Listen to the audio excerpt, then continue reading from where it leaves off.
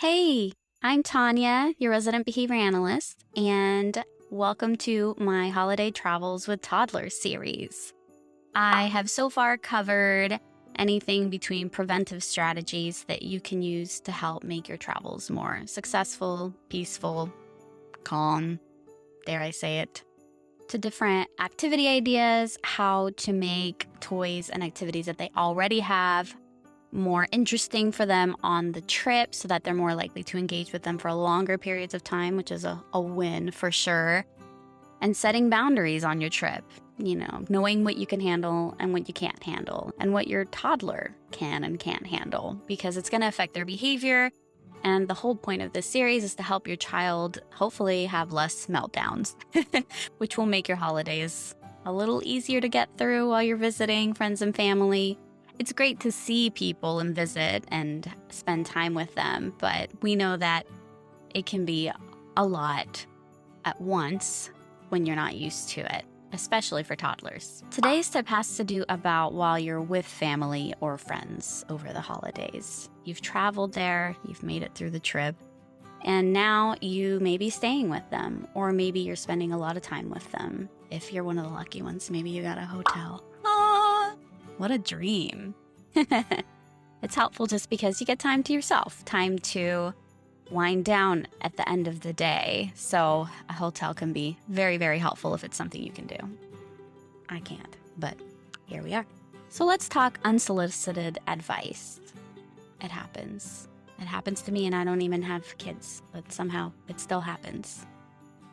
And it can be difficult to know what to do in that situation. It's like, do you stand your ground, but then possibly start an argument, which you don't need in your life?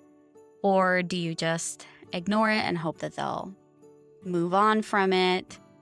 Or do you let them discipline your child in front of you and not step in? A lot of choices.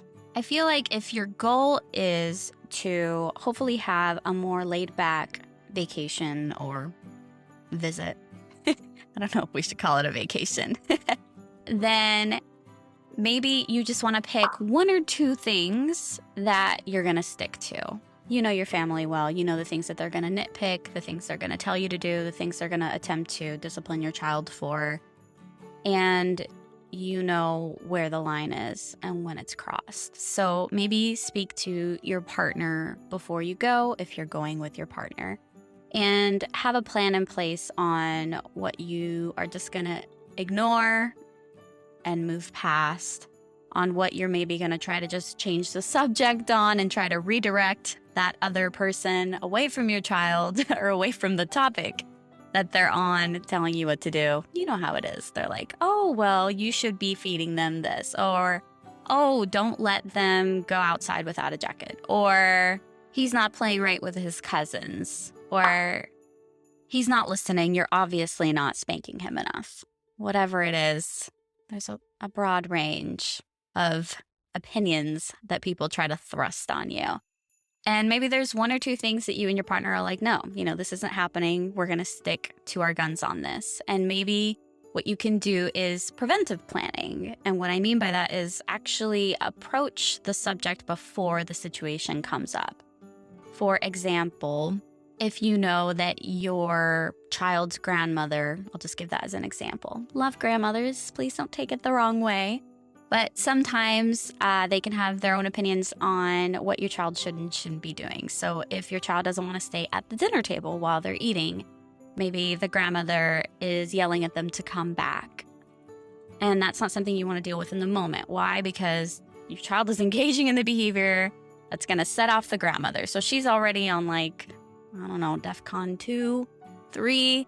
But if you interject and try to tell her that it's fine, you don't make him do it at home so he doesn't have to do it here, it could bring her to a DEFCON 4, because it happens. Emotions run high during the holidays. If there are a lot of people around, there's going to be an audience, which automatically makes some people more dramatic. Not all people, but some people. And if you just, when you first get there, explain, hey, we're really okay with him not eating at the table. Like, maybe you do it before you eat, maybe before she starts cooking, though, because you know how it is. get really carried away while you're cooking, and the last thing you want to do is increase her blood pressure while she's trying to multitask and cook different meals at once. Oh, you should also help her cook. Small tip.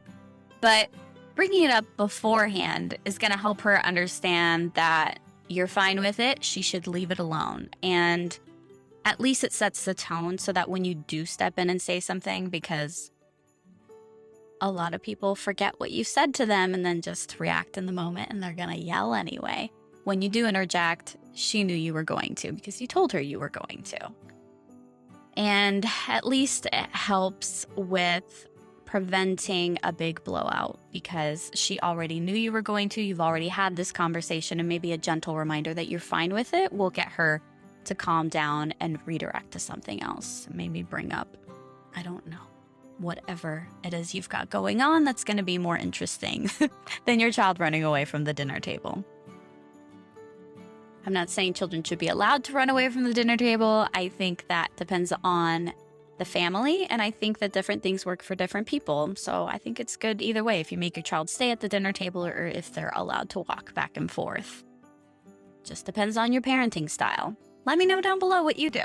I'd love to hear about it. I would also love to hear about all the common things that you have to deal with when you go visit family. What do you argue about? What are they giving you unsolicited advice? I can only imagine what you parents have to deal with, and I'm so sorry. I don't have kids, but I definitely have nephews and nieces, and I do what I can to keep my unsolicited advice to myself as well, unless they specifically ask me because they know what I do, and that can be tremendously helpful.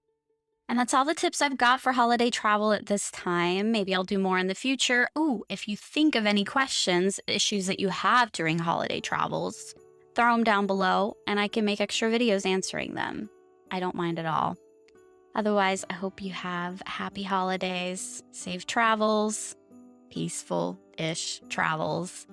Please make sure to subscribe and sign up for notifications if you're interested in future tips on parenting strategies that can be used based on science. And I will see you then. Bye.